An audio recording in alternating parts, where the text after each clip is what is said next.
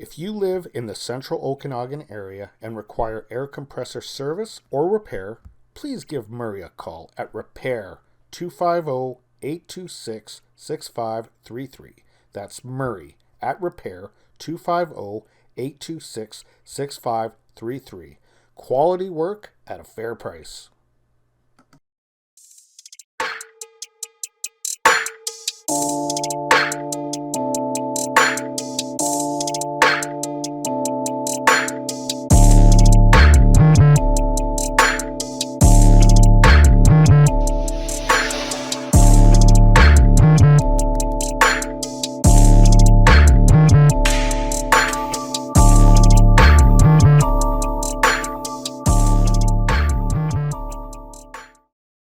Welcome back to the channel, guys. My name is Gene Edwards, and this is my game review for the Edmonton Oilers of Los Angeles Kings for April the 7th, 2022. This game was live in Los Angeles, California at the Crypto.com arena. And the Oilers are looking to pull 3 points ahead of the Los Angeles Kings going into this game. My takes from this game: the play of this game really didn't dictate the score. Oilers are lucky that Mike Smith stood on his head tonight for us. This one was a Mike Smith win. I would have to say that. The play was definitely, it was even, but as far as taking the play to the opponent, Los Angeles really did a good job of that from about the 7-minute mark of the second period all the way to the end of the game, as I'll show you on the Corsi chart here shortly. Some of my pros and cons from tonight's game: obviously McDavid's top cheese goal was sick and ridiculous, but Yamamoto and McLeod were just amazing on the PK. Smith again, got to give him kudos. Really good effort. And then the Bouchard blast that was the game-winning goal. Something else. I just love those things. My things that I didn't like about this game: Draisaitl was absolutely undressed on an LA shorthanded goal. That was by Trevor Moore. Made him look silly, and I know that Draisaitl is ailing from something. There's... hands down, he was kind of a non-factor tonight, to be honest with you. He was a non-factor. And how many times do you say that about Leon Draisaitl being a non-factor when he's usually a factor every night? So I know he's going through something. Plus, I also noticed some bandaging on his left hand tonight. So there is something not right with him. The other thing that I didn't care for in this game, and this isn't Oiler related, again, I got to make a bitch complaint about the reffing.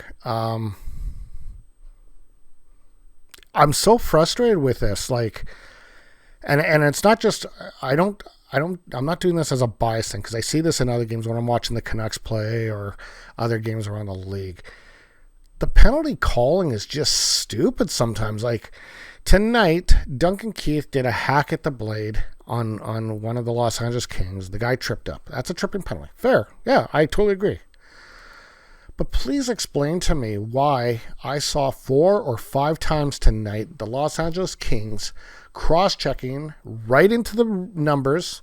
The guy's falling into the boards, and there's nothing being called on it. I don't understand that. It really, really frustrates me when I see that. And that applies to all the games, not just the Oilers. This is not a biased opinion because I'm an Oiler fan. It just drives me nuts. Like, call the game. Like, you guys are paid to do a job. Do your job. Anyway, let's get into the good notes of the game.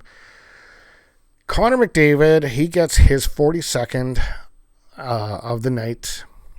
Or, sorry, if he got 42nd in one night, that'd be good. His 42nd of the year from Evan Bouchard. Absolute sweet cheese shot up in top shelf. Great goal.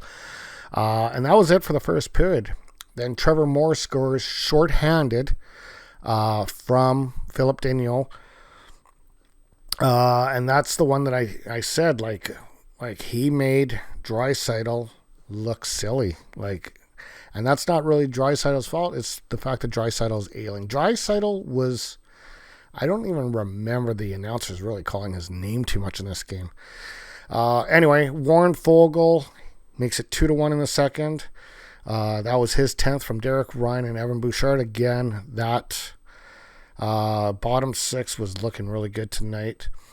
Then Evan Bouchard makes a blast. It's 3-1. Victor Arvidsson cuts it close, but that's all LA could do. As the Edmonton Oilers defeat the Los Angeles Kings 3-2.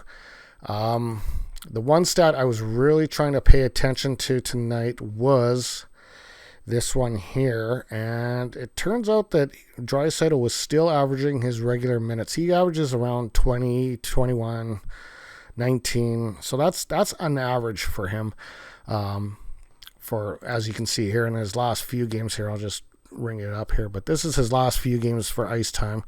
He had 1947 tonight. The Anaheim, it dropped a little bit, but that was also the game that he got injured, but 2053, 2031. The one against Arizona was 1834. He dropped down a couple minutes on that, but they also had a 6-1 lead going into that game. So probably Jay Woodcroft was like, why risk getting a player hurt if we don't need to? So it was a close game, but like I say, as far as the play went, LA was taking the play to us a little bit more. But the shots, like 33-30, hits 28-26 for Edmonton. Face-offs right dead even at 23 apiece. So that just goes to show you it was a very even killed game. But LA was definitely taking the play to the Oilers more, as you're going to see here in the Corsi chart. First period, it was all Edmonton. Edmonton really had a lot of the gameplay. And then even about the first 5, 6, maybe 7 minutes, probably 5 minutes or so, they had it. And then they just started letting off the gas. They were lucky enough to get the 2-1 goal here, but they did let off the gas. And then still letting off the gas in the third period. They get the 3-1 goal. LA makes it 3-2 here. LA really starts ramping up their effort here. And Smith had to be so sharp on this, but he held us in. I give this credit to Smith on this game. Who did they have the stars? Here's your stars. It was Bouchard, Moore, and McDavid. I'd like to say that Smith was a star too, but they don't have, ESPN don't have him listed as a star. I think he stole the game. Here is your current updated standings for the Pacific Division, as Calgary leads the Pacific Division with 95 points. Edmonton now is at 89. Los Angeles 3 points back at 86. And the Vegas Golden Knights are 7 points back of Oilers at 82. Tomorrow when I do my video on the pregame for the Colorado Avalanche, I'm going to list ESPN's percentages of who's going to make the playoffs. I'm going to quickly just run by that, and I'll even run by some of the other conferences and that too, and just spit that out just so you guys have an idea. I did a quick look today, and I think Oilers are already in the 90% range of making the playoffs, so that's awesome. Anyway, guys, that's all I got for tonight. I will see you tomorrow as I do the preview video. This one came out a little bit late. I had some technical difficulties that I had to deal with, but we got her done. And I'm going to try to have the preview video done for the Colorado Avalanche hopefully by the afternoon tomorrow. I'm going to try to shoot for that. Anyway, guys, we'll talk soon. You have a great night.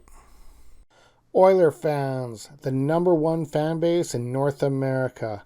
If you guys like the content that Sammy and I bring you, please feel free to like, share, and subscribe, and leave messages in the comment section below. We will talk to you soon. Have a great night.